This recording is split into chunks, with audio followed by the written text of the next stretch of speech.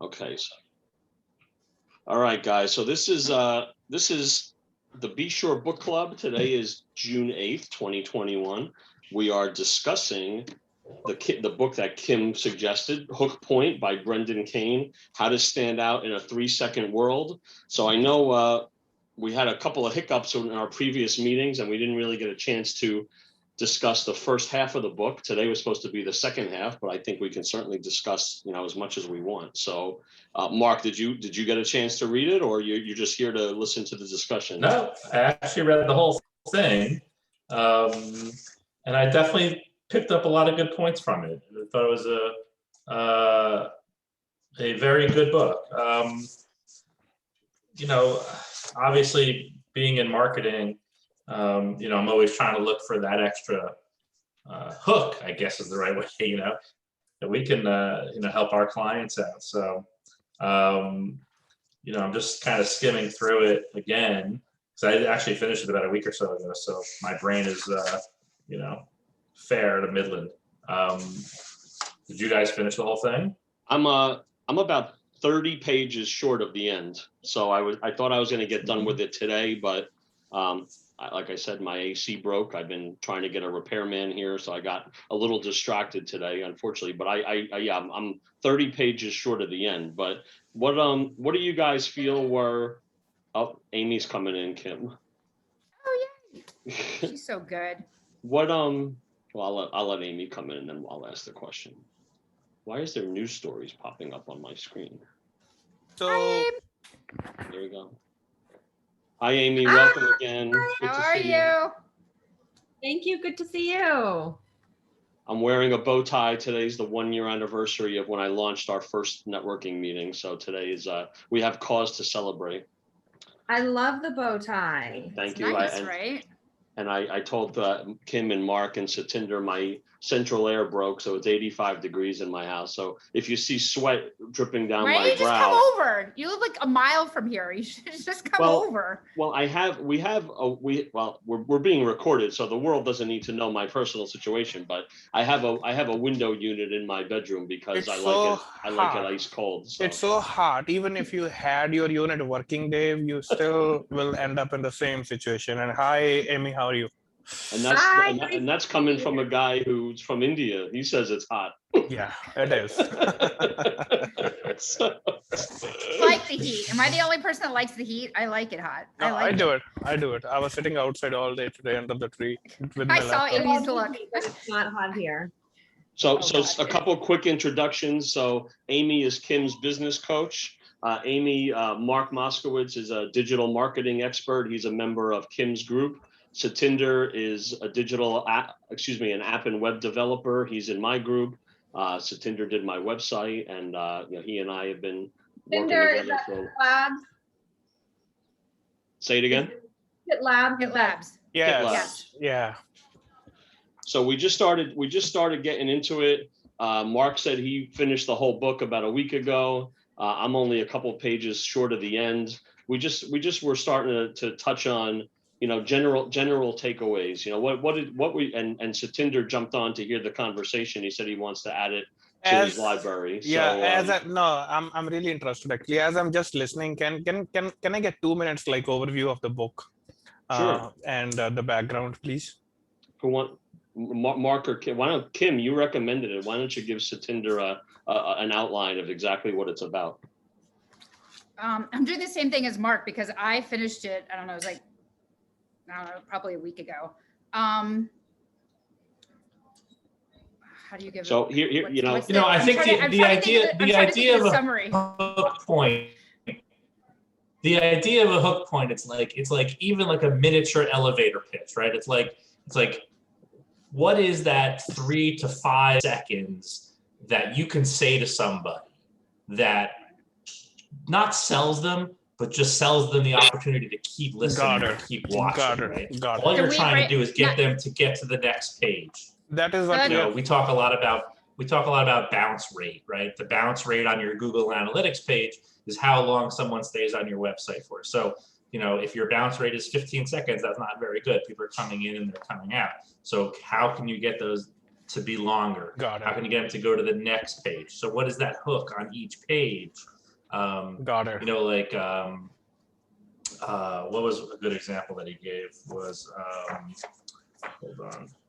Oh, he talks a lot about this guy, the sleep doctor, who you know, has, he goes on all these shows and he talks about how to get sleep, how to get better sleep, right? And his hook is often you know, it could be your mattress, it could be all these different things. So he's got all these different hooks to kind of keep leading you down the path of wanting to inquire more and more about his services.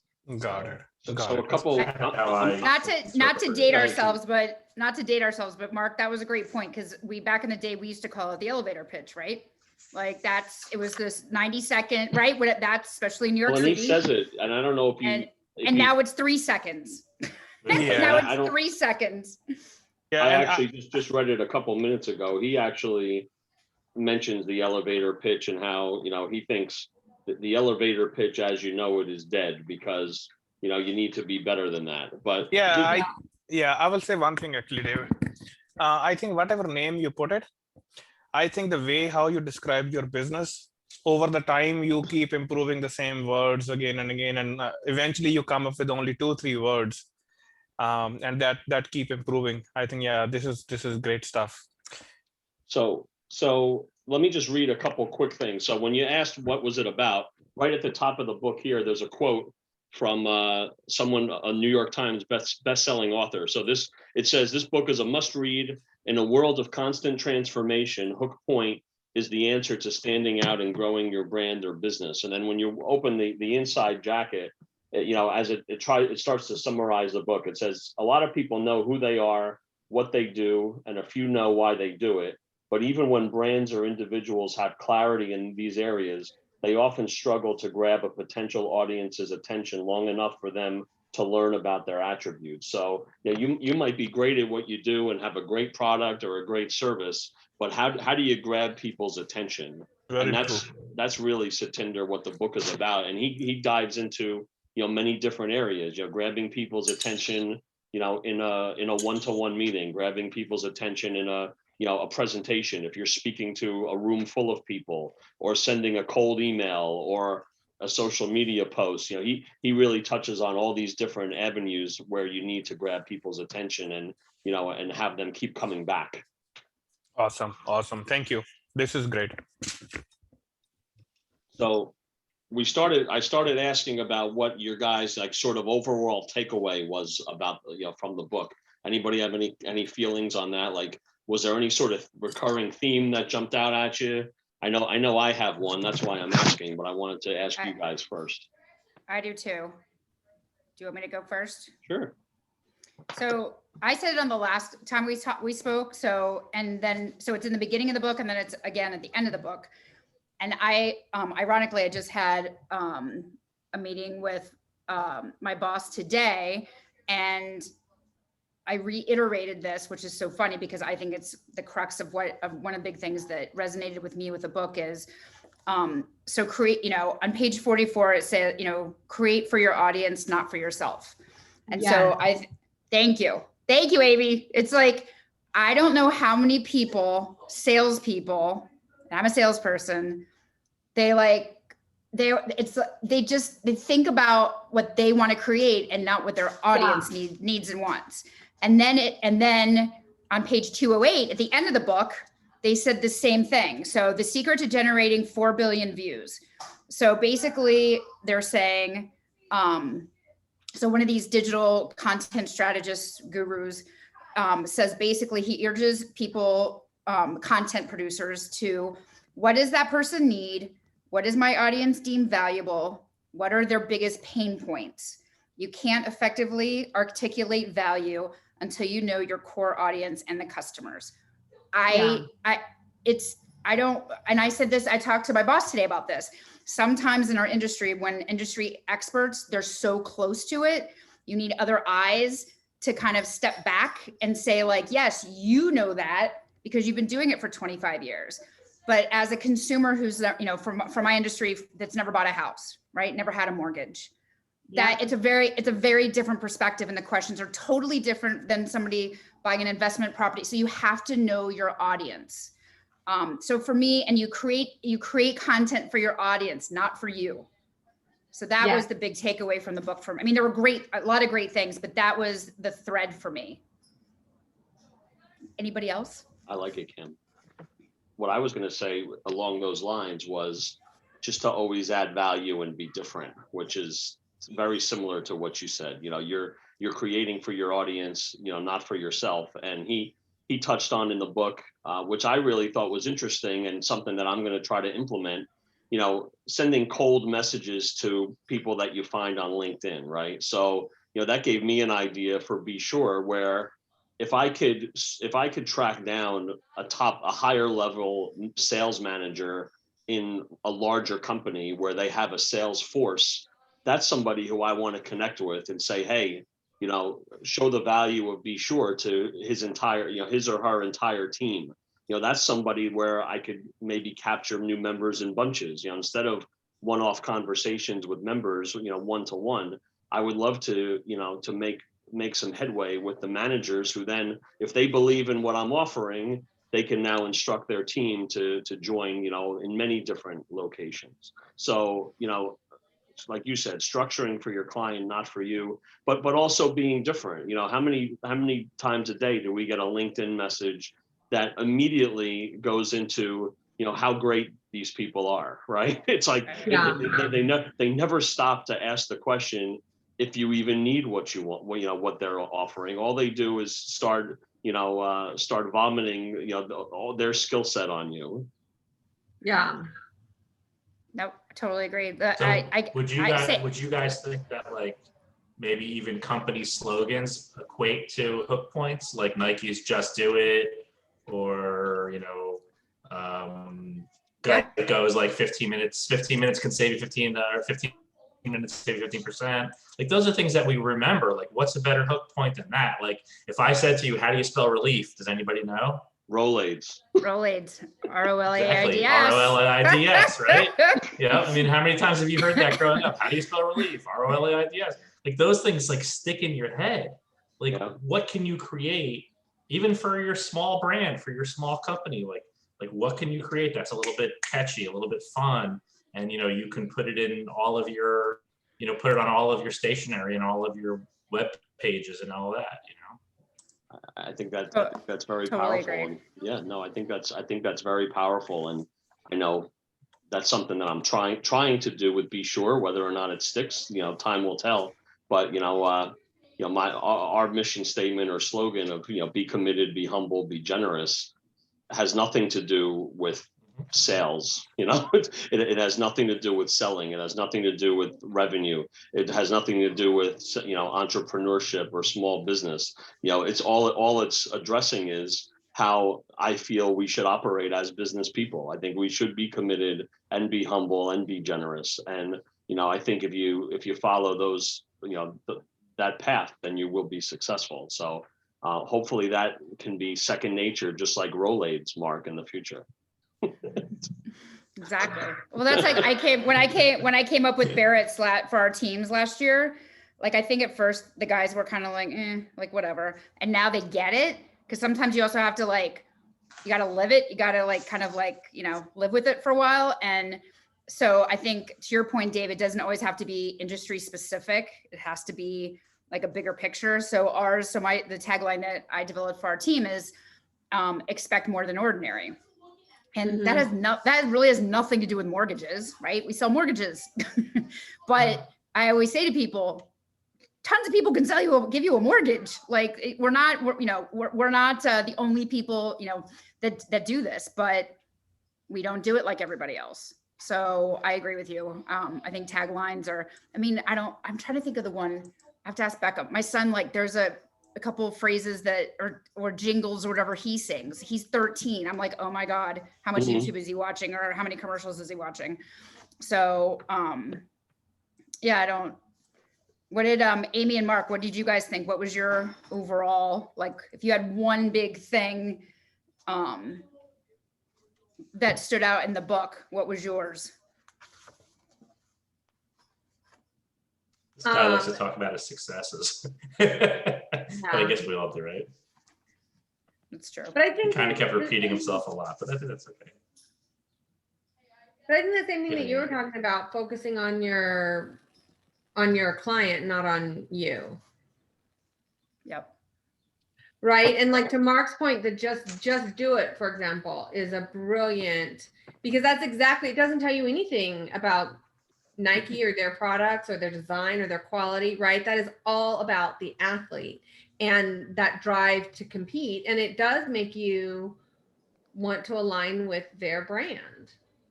Right. And I mean, now that we think about it, because I'm a big, marketing, PR major, I'm a big brand person.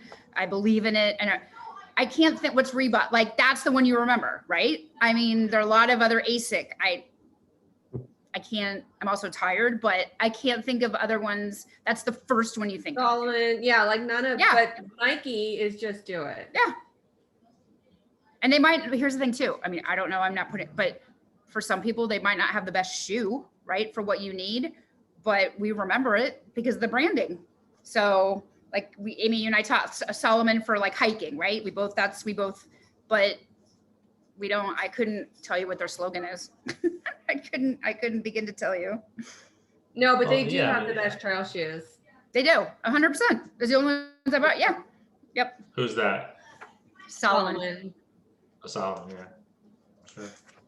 Yeah, but they don't really even have a tagline, but they're just, they have an inroad to that. I mean, obviously I was wearing Solomon ski boots growing up. So, you kind of just have that outdoorsy kind of memory in your head, right? So that's, I think, another point of a hook point, I guess, is that sometimes it's just a feeling or an emotion, that maybe you connect with.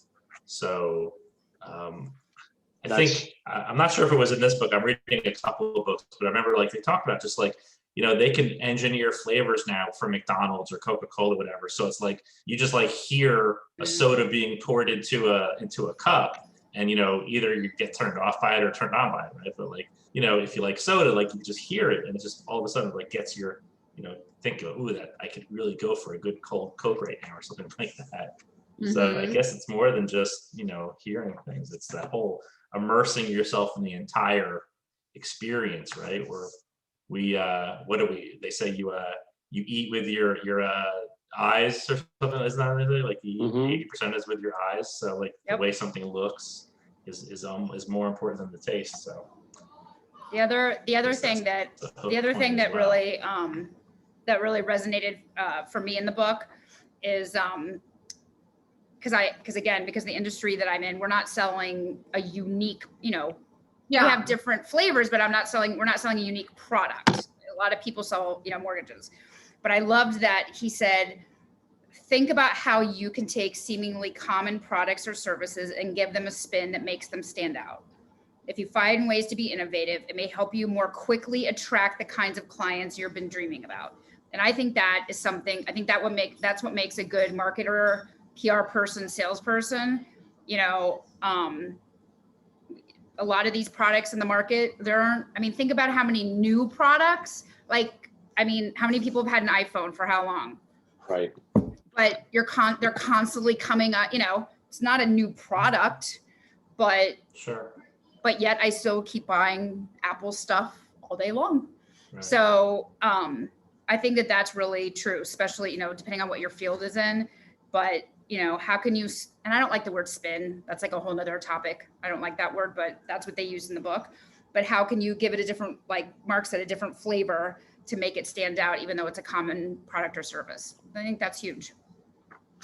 No, I'm just flipping through all the notes that I took. So, sort of along those lines, I really thought it was interesting where he said that you could give out something of value for free sometimes, so many business people think that, you have to get paid for everything. But No. I think he used an example of Gary Vee, who, gave out some sort of 88-page something that was like a guide on, whatever, a guide on how to do something or other. And, in the book, they mentioned that, Gary could have sold this for $1,500, but he gave it out for free.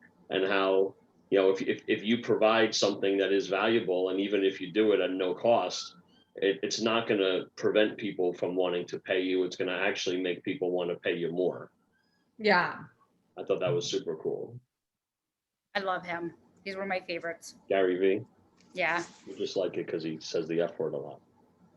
maybe. I've also followed him since he like was down the street at the wine library from where he used to Right. live. I was going to say, you can probably run into him one day. Yeah,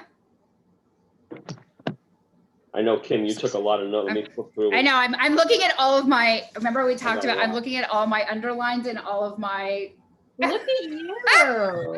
Like Well, such the a other, you know, nerd. so this is something, you know, just in the later chapters, which I was just reading before we got on the call, you know, obviously he talks a lot about social media, talks a lot about YouTube, talks a lot about Instagram. And, you know, I think he used he was talking about celebrity chefs. He gave that example where he said, you know, at the time of writing this book, Wolfgang Puck, who's like one of the best chefs in the whole world, only had 234,000 Instagram followers, which, you know, in Instagram world isn't even really that much. So, you know, just for giggles, I went on and looked up Wolfgang, and he's only up to like 260 now. So whenever, I don't know when this book was written, but you know, I then looked up Guy Fieri, and Guy Fieri has like 1.3 or 1.4 million.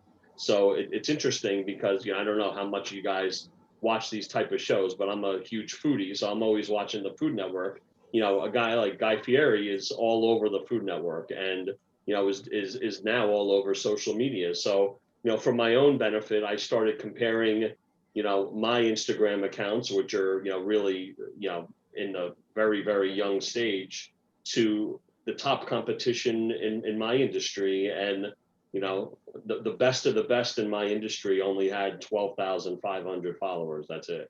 So, you know, that became a goal of mine right now. I said, you know, if this is the industry standard and they're only at 12,000, then, you know, that this would be, you know, on the top of my to-do list, just to improve my social media followers, and through that, according to Brendan in the book, you know, add value that way, you know, do things differently online where, you know, you don't just want someone to come once, you want them to keep coming back because you repeatedly add value. One of the other things I thought was brilliant is on page 169. I love this. So to your point, David, made me think about it. I think that's great advice. So one of the things that I do is, some people would call it troll. I don't call it that, but, you know, other companies that sell similar services and products that we do, to see what are they doing? Like you said, like what, you know, what are they posting on social media? Research. So research, exactly. So on page 169, I loved this. It says, which you three all know me very well. So it's like, you know, I like a good argument and a good, you know, debate. And I was on the debate team, surprise, surprise. He says, Mark liked you so much. As soon as you said that, he left. He left. Bye, Mark. Bye, Mark. So it says, listen to experts who disagree with you. So I thought this was great. He shares one of the strategies. So this billionaire who manages global investments and runs a hedge fund, he shares one of the strategies that has helped him become rich and successful is listening to smart people who disagree with him. He likes to question experts individually and encourages them to have thoughtful disagreement with each other so he can become better educated and raise his probability of being right. He doesn't like to assume he's right until he's spoken to many independent thinkers. He advises seeking out the smartest people who disagree with you the most to stress test your thinking. And this is one of my favorites. It said, if they disagree, then the conversation in that disagreement will be enlightening.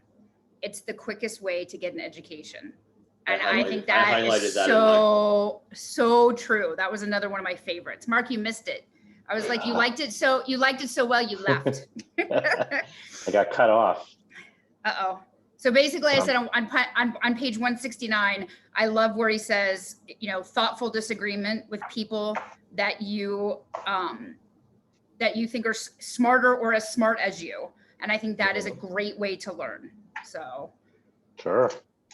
You know, it's, I guess it's sort of similar. I took the first note I took this must have been way back in chapter 1, because in the first half of the book, I wrote down notes. In the second half, I did it the way you did it and just marked it with post-it notes, because I don't like highlighting a book. I feel like it ruins it forever. I'm weird like There's the bad weather out there. Oh, there you are. You froze. Say it again. You froze. Oh. You're back. Dave. Oh, can you hear me? Yeah. Yeah. So say it again because you froze. All right, I didn't say it yet. So Oh. I wrote down a note, eliminate bad relationships. So I think he touched on that, and we are recording this, but this has sort of happened to me recently with an old friend of mine, and I have this friend that I've known a long time, and we see each other once in a while, and every time we do, I sort of regret it. And it's, and I feel that we're sort of friends anymore out of obligation more than the fact that we are, like to be around each other. I mean, at least speaking for myself, it's like we're so different.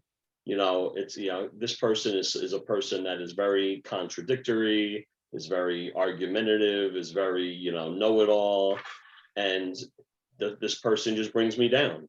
And I see them maybe once a month, but when I do, and I leave, I'm like, why do I even hang out with this person anymore? We're totally opposite, and I know in a meeting many months ago, I don't know if I brought it up in your meeting, Kim, it was certainly before Mark was a member. I think Jason Street, who he and I share articles and stuff all the time. Mm-hmm. I think it was Warren Buffett that says, you should surround yourself with people that are better than you. Always surround yourself with people that are better, who are going to bring you up, rather than surrounding yourself with people who bring you down. Because it's like the old adage, right? If you're the smartest person in the room, you're in the wrong room. Right. But that can be totally true on anything, right? Like if you're the best at whatever, you're in the wrong, when you're if you're the nicest or the easiest to get along with, and like you can fill in, it doesn't have to be smart. You can fill in the blank with any adjective. Right. That's totally true. Right. You'll never learn anything. Yeah. That's one of the things, not to digress, but that was today, Amy, I was saying today was, when my first day back in the Hoboken office in almost a year with everybody. And one of the things I miss is every time we're all together, because it's very open, we all learn something, because we're all like asking each other questions or helping each other or listening to people's conversations, because we're all in an open, and it's like cubes, but it's all open. And every day I leave and I'm like, oh my God, I'm like, I didn't know that. I'm like, that is a great, and so, I agree. Depending on what it is, don't always be the smartest one. On page 185, I highlighted, this is where it is. I found it by accident. Page 184 on the bottom, it says why we should kill the elevator pitch. I knew he said that. So he says, to capture people's attention quickly, you can't go into content creation or meetings with your focus on the sale. People love to buy, but they hate to be sold, which is why you remain focused on providing value. So he goes on 185 to say, but instead of focusing on selling your product or service, focus on leveraging the value of your product or service and determining how it solves a specific pain point or problem. I know, when I was trained in sales back a million years ago, when I was in the car business, with a car, it's really easy, but I was always trained a feature and a benefit. If I'm trying to convince somebody to join Be Sure and I say, hey, join a networking group, it's going to improve, it's going to build your relationships. That's sort of a feature. The benefit is join a networking group, increase your relationships, which is going to give you access to more people to pass your referrals, and then you're going to increase your bottom line. Like with a car, it's easy. This car has anti-lock brakes. Well, what does that mean? Well, that means that if you're in a panic stop, you can still control the direction of your car, and then most people would just say the feature, they would forget the benefit part. And it's really the benefit in all of our businesses that matters more than the actual feature does. Well, the problem is people assume that the benefit is obvious to the consumer and it's not. Yep, correct. Yes. Yes. Mm-hmm. Oh, yeah. That's like Kim in the mortgage business. If someone said, oh, I want a 30-year fixed rate, and you said, oh, well, I can give you this 5-year arm and the rate's going to be less. Right. Okay, well, what does that mean? That means, Right. well, for the first 5, if you could afford the 30-year, then for the first 5 years, you can pay down your principal faster. And if you sold your house, you could owe less money and walk away with more profit. How does that sound? But Well, no, I think Dave's heard this story. Amy, I don't know if you have or Mark, but last summer, I was in the Hoboken office answering the phones, and it was like off the hook with the refi. And our assistant that usually answers the phones had to homeschool her son. So I literally went in a couple days a week and it was crazy. It was like all hands on deck. And I got this client on the phone, never met him, whatever. And he's like, I'm calling to refi, And instead of saying like, okay, great, here's where you go to our app, whatever, here's the rate today. I was like, oh, and long story short, I kept like asking questions. And then I'm like, because I have a real estate background, I was like, that's not, so finally, like 5 minutes later, I'm like, do you want to refi or do you want to move? Like, he ended up 15 minutes later, he's like, oh my God, I want to buy I hate this house. Like, I don't, so I'm like, and actually the realtor had recommended this for the refi. So they called me, they're like, thanks. We still got the mortgage, but that wasn't the point. It was like, the guy really didn't want to, he's like, oh, I heard rates are low and they're an all-time low. So I guess it's like my duty, right, to save money. He didn't want to save money. He wanted to move. So I think that's, back to your point is, people don't want to be sold, or don't sometimes just take that extra minute to really, there's nothing worse than selling somebody something, especially when you sell homes, right? And you're like, and you get a call. I never have, thank God. But, I've heard agents that get called, they're like, I hate my house. You're like, oh my God, what do you do? Like, I hate it. I've actually used, back when I was doing a lot of mortgages, I would say that to, if a customer was indecisive, I would say, well, there's nothing worse than making 30 years worth of payments on a loan that you really don't want. Like, oh my God. On something that you're not really in love with. Yeah, right. Right. And on the positive, the flip side, when I talk to refi clients, it would be, when's the last time you spoke to someone for 20 minutes and they saved you, $100,000? Like, like, Right. it's true. It's but, totally true. It's totally true. I don't think it was in this book. Mark said, he had an idea that might not have been in this book. So I don't know. I think the word no is so powerful in sales. Talking about being too salesy or too pushy, it all stems from fear. If you're in a position where, you need this sale because, you need to feed your family today, you're never going to make a sale under that kind of pressure. You have to be comfortable with losing it in order to win it, and to tell a client, hey, look, I'm not the cheapest around, but you're going to get a great experience and hopefully that's valuable to you.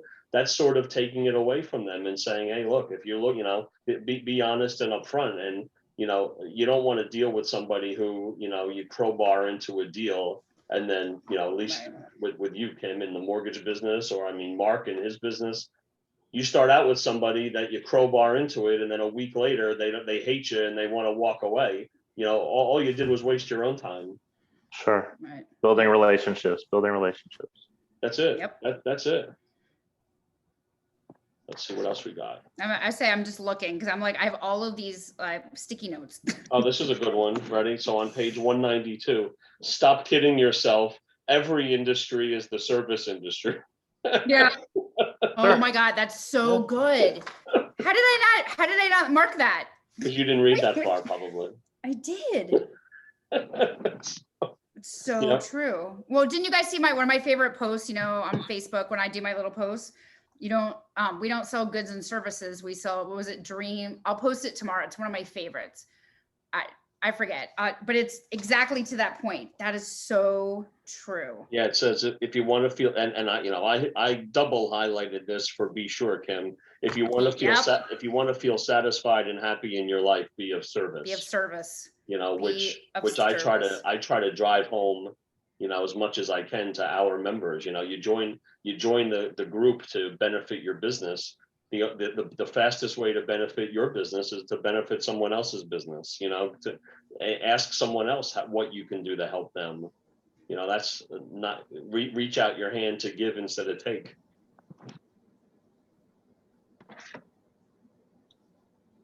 Oh, so we talked a little bit about this before, but it made me think of an example.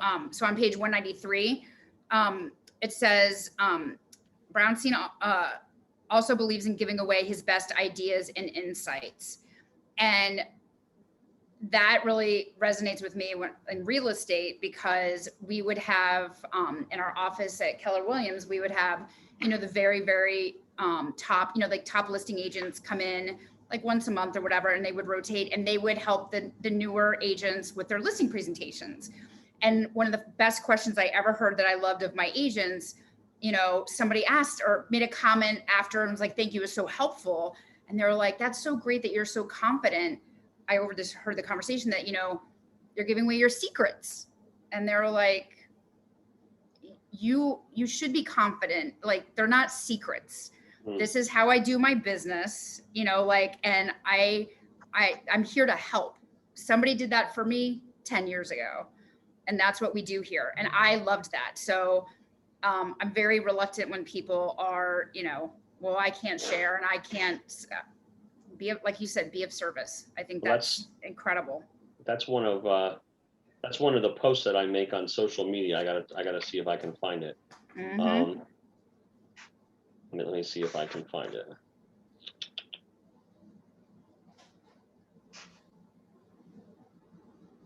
What's the saying? Something is the highest form of flattery. Oh, imitation. Imitation. Right? Yep.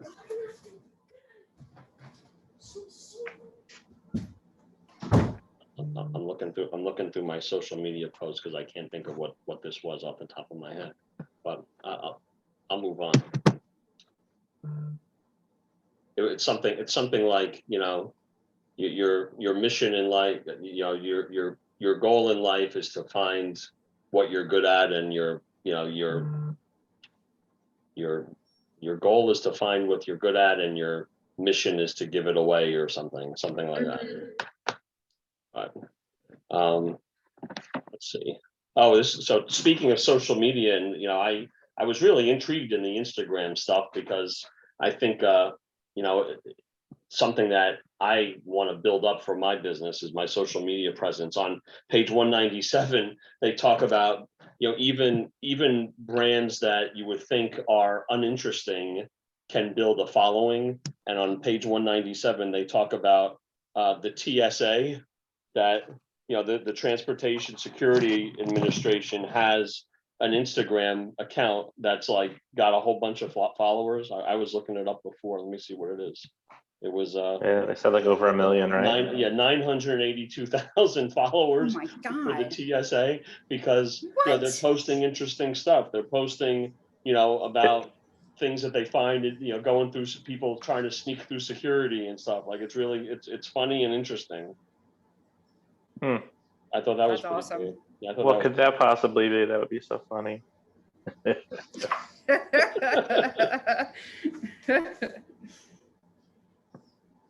Oh wait, there was one other. Where'd it go? Oh, here's a pet peeve, which they talk about in the book.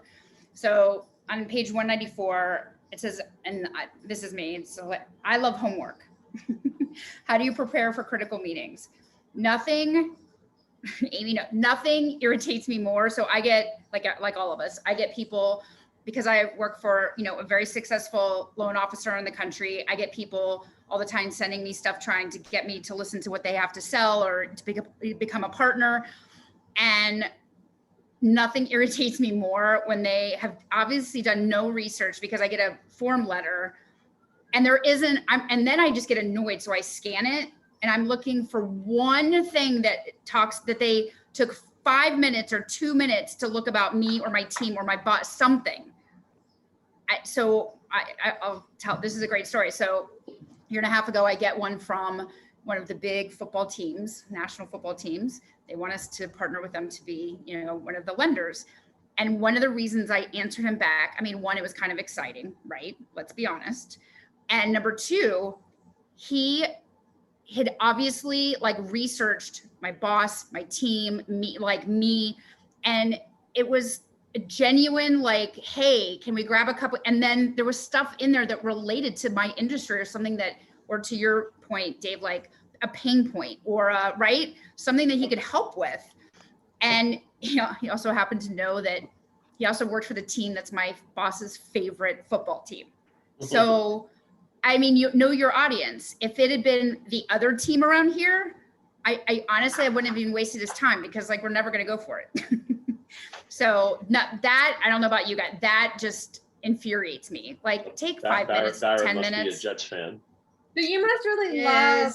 Yes, it is. And I'm not. I'm a Giants fan. It pains me. Do what, Aim? Like the LinkedIn messages where you, as soon as you friend someone, they're like, impressive profile, blah, blah, blah. And you're like. See, you're a business coach. You should be all over that. You should be like, what impresses you? What about my business impresses you? I know I've thought about that before, but there's just so many of them. And they're so like, because my first thinking is like, they need a coach. Exactly. Maybe you should be seeking me out for you. Yeah.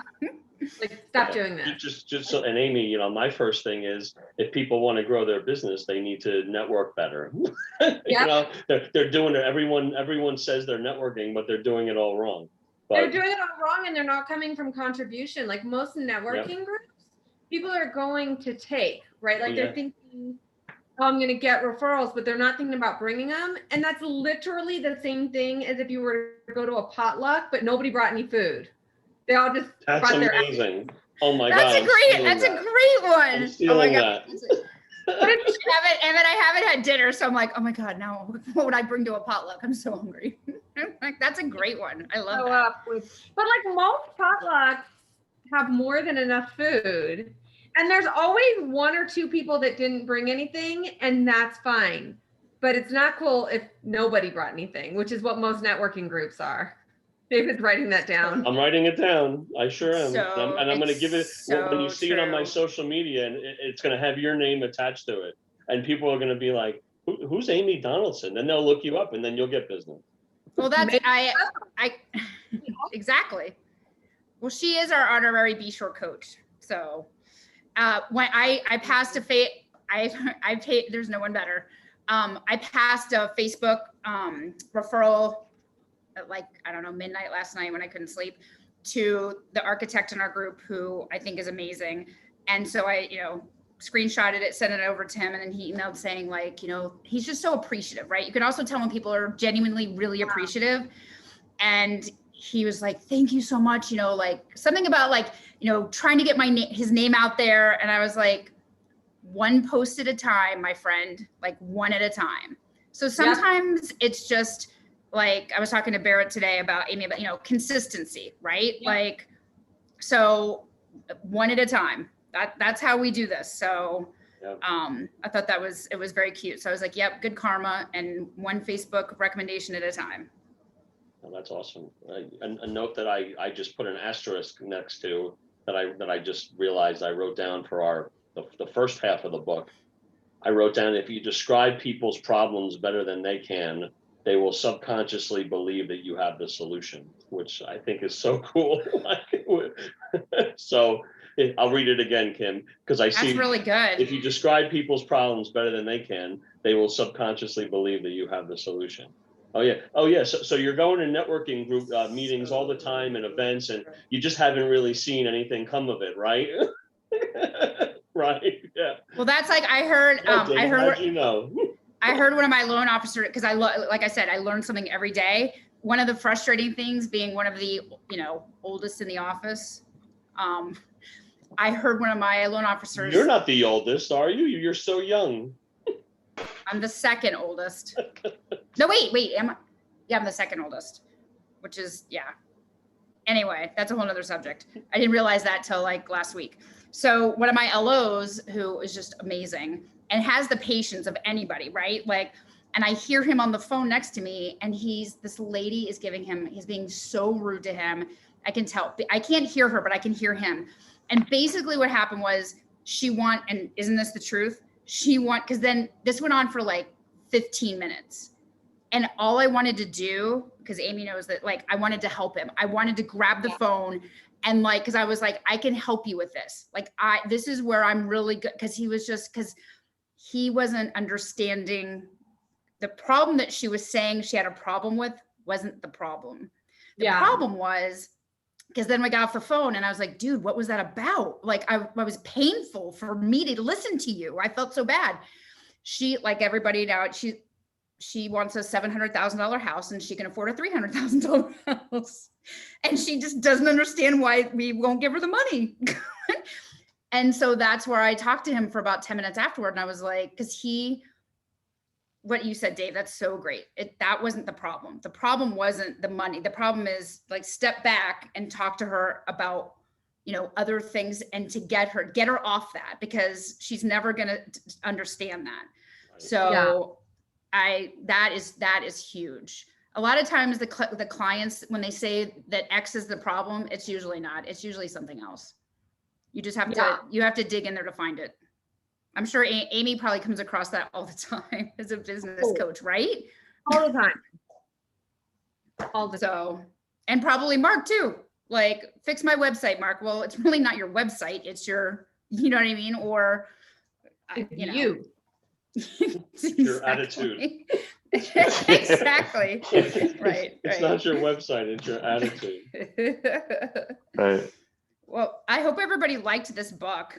I liked it. As a matter of fact, I want, we can talk about the next one. I mean, for me, selfishly, I wanted to read his other book, the 1,000 likes in 30 days, or 1,000 followers, million followers in 30 days. Yeah, 1 million followers. Like, selfishly, I want to read that, whether you guys want to or not. But I mean, I have a whole bookshelf full of books that that are in the kick to read. So if you guys want a suggestion, maybe I can give you. Amy had a great suggestion, and she has been to every single book club.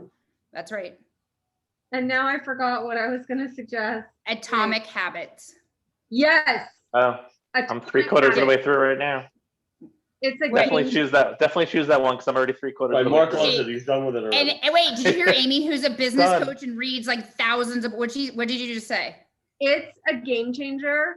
I recommend that book all the time. Like, that book is my biggest take. Do you want me to share my biggest takeaway from that book? Please. Like, and I'm literally ready to read it again. It's so good. My biggest takeaway was focusing on the habit before the habit.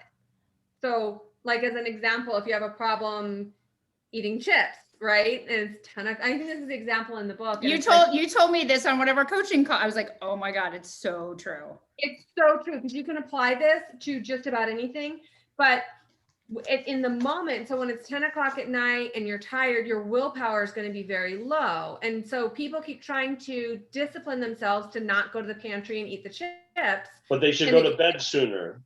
No. Oh. Well, it is when you're at the grocery store. Don't buy the chips. That's groundbreaking. but how many times do we do those types of things in life, right? Like, after we get off all the time. After we hang up, I'm gonna go outside and slash my tires so I can't go to ice cream. Yeah, well, so Dave, I was just gonna say, he and I were like separated at birth. So one of the reasons, Spencer, my daughter, got her first job, as we all know, which is very sweet. And she's working at the gelato store. It's like, so I'm so proud. She's doing a very good job. And one of the reasons, she's like, Mom, can't you park and like come in and get me? And I'm like, and at first I was like, no, there's no parking, right? Because parking up there is, not great. And then I thought about it later and I'm like, no, really? Okay, Amy, to your point, I'm like, really, it's not about the parking, because you guys know me. I'll find a parking spot. I don't want to go in there because I will eat ice cream every time I pick her up. Every time I will buy it, and I don't want to buy it. No, like I'm trying to get off my COVID. That's why. But it took me. I was like, the parking. I was like, it's not about the parking. Yeah. Like, that's not me. I don't want to go into the gelato store and be tempted. Right. So yeah. So I thought. So is everybody good? Mark, are you good with that book? Do you like it? Atomic Habits? Yeah, sure. course. That's I as love it. excited Good. as. So I'm in. I'm in. I have wake up at 4 o'clock in the morning, so I'm a little tired right now. I'm just about There to. you Well, go. we're It's almost done. It's Mark's bedtime. Have any of you guys read What? the checklist manifesto? No. No. So this was a Mark Bautis referral. So this is it's hard to I love I don't put it here. checklists. the But check- Dave, can we add yours? Because I do want to read the one about the one that you just said, the other book about the a million followers. That I think is very intriguing. Well, we will be having book club meetings for many years. So the checklist manifesto, this is super cool. This is basically this is the author is he's some kind of famous surgeon, and the book is all about how no matter what industry you're in, you need to have an order of how to do, you need to have a process, right? So whatever that is, right? So he and his team actually created a process for bringing patients into surgery, right? So basically a lot of patients that were going into surgery were getting like staph infections, or they were getting sick after surgery and they couldn't figure out why. And the reason why was when you're getting cut open, you have to take an antibiotic within an hour before the incision, right? So what would happen was the patient would be in their hospital room and the nurse would go in and give the antibiotic, and then the surgery would get delayed, right? And then they got their incision 2 hours later instead of an hour, and then they would get sick, they get an infection, some patients would die. And this guy is saying the easy way to do it is just to make a checklist, like, because sometimes the nurse would go in the room, sometimes the nurse would do it in the operating room. There was no set procedure, right?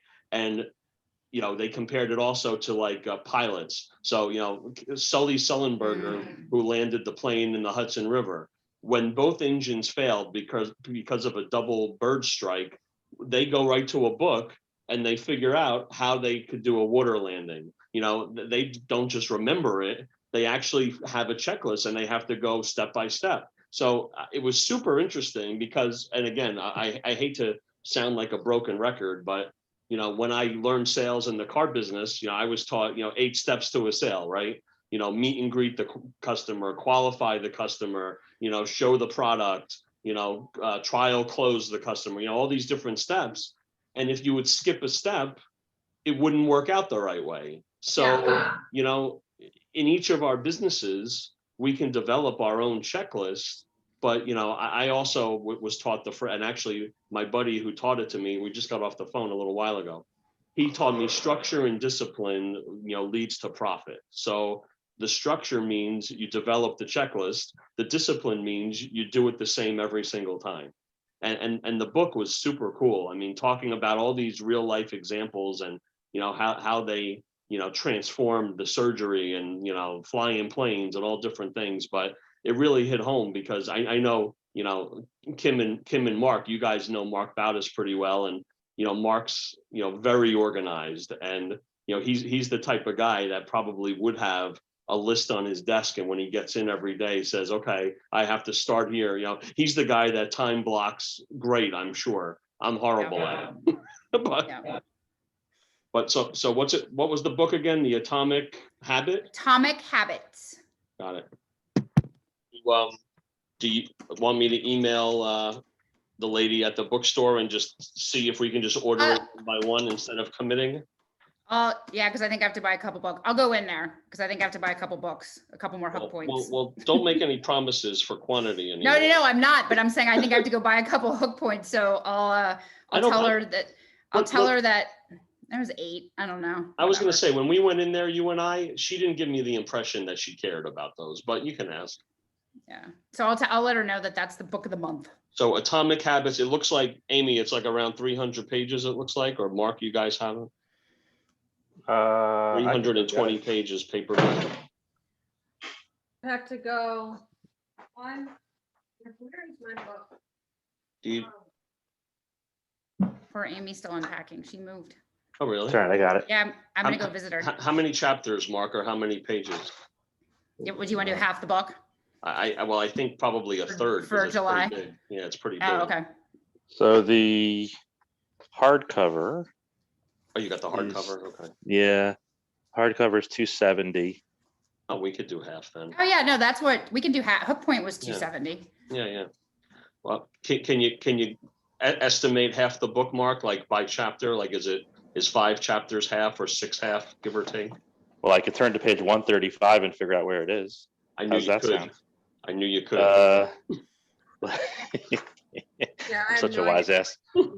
Yes, the third law. It's perfect. 130. Read to 135 is perfect. Perfect. I love it. Perfect. So Atomic Habits to page 135. Nice. So for those of you watching this on the replay, which I hope you guys are, we're finishing perfectly on time. So I want to thank Kimberly Curtis, as always, and Amy Donaldson, her guest. I want to thank Mark Moskowitz for joining us here on our book club, and Satinder from Kit Labs, who had to jump off. But we are through with Hook Point, How to Stand Out in a 3-Second World by Brendan Kane. I did drop the link in the chat if you want to purchase it from Watchung Booksellers. If anything that you heard here piqued your interest, you could also reach out to myself or Kim or Mark or Amy. You can find us all online or send me an email, info@besureusa.com. If you need mortgages, you can reach out to Kim. Digital marketing, you can reach out to Mark. Or business coaching, you can reach out to Amy. Or if you want to join a networking group and help your business grow, you can reach out to me. So for next month, we're going to read the book Atomic Habits by James Clear, and we're going to read the first 135 pages. So next month we will be meeting. Let me just look at my calendar in case we need to make a change for any reason. And Dave, once again, congratulations on your 1-year anniversary for Be Sure. Thank you. I'm so excited. I appreciate it. Very exciting. So we do have 4th of July next month. So why don't we make it July 13th, Tuesday, July 13th, in case there's anybody that's off for the holiday. So our next meeting. Now, this is true. This is true dedication. I have no kids at home. They're both at sleepaway camp and I will be here. So I don't want to hear any excuses from any members. As you should be, because where That's else right. would you rather be? Nowhere, but with this crew. Is Spencer there with you right now or no? Yeah. I want to know, do they have actual real pistachios in their pistachio gelato? Oh, Spencer, That's very do you important. have pistachios in the pistachio gelato? Or is it just almonds or something? Are they actual pistachios? This is just what the Facebook group wants to know. Exactly. I'm promoting. And if you want She to, goes, I don't know. Okay, find out. Uncle Dave wants to know. Do you know? it's very important. I don't I'm know. a pistachio I gelato connoisseur. So Kim, give a plug to Spencer's Gelato place, and then we'll wrap it up. I will. So it is actually, we should, because it's locally owned and run by a family, and it's called Guerrero's. Is that how, am I pronouncing it right, Spencer? Guerrero's. We're live. What is it called? Guerrero's. Sorry, I always mispronounce it. Guerrero's. Sorry, they Guerrero's. changed the name. It used to be Gelati. Then they changed to Guerrero's. Oh, okay. So there's one on Bloomfield Avenue. They're both on Bloomfield Avenue. One's in Caldwell and one's in Montclair. And one of the reasons that I told Spencer that she should interview there is because he and his wife feed the homeless, and they Wow. do a lot of stuff for the community, and they give back. Awesome. And so, yeah, so go have some awesome ice cream and gelato Good at stuff. Guerrero's. Yeah. All right. We'll see Thanks, everybody. everybody. We'll see everybody next month. I'm stopping the recording.